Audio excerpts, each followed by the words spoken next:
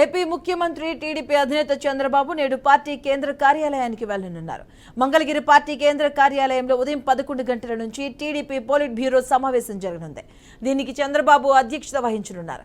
Nominated పదవులు, శ్వేతపత్రాలు, సంస్థాగత వ్యవహారాలు వంటి 6 అంశాలపై సమావేశంలో చర్చిస్తారు.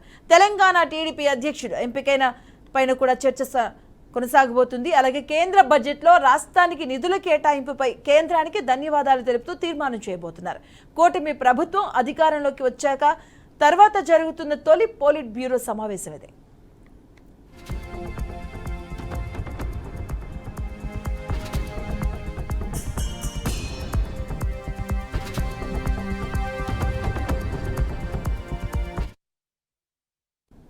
ఇక పోలిట్ బ్యూరో సమావేశం కోసం చంద్రబాబు వస్తున్న నేపథ్యంలో పార్టీ కార్యాలయం కీలక ప్రకటన విడుదల చేసింది.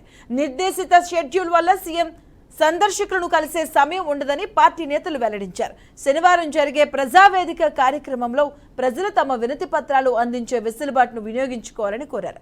ఇక పార్టీ కార్యాలయానికి చంద్రబాబు వస్తున్న నేపథ్యంలో ఆ పార్టీ శ్రేణులు, ప్రజలు పెద్ద సంఖ్యలో అర్జీలు ఇచ్చేందుకు వచ్చే అవకాశం ఉండడంతో పార్టీ కేంద్ర కార్యాలయం ఈ మేరకు విజ్ఞప్తి చేసింది.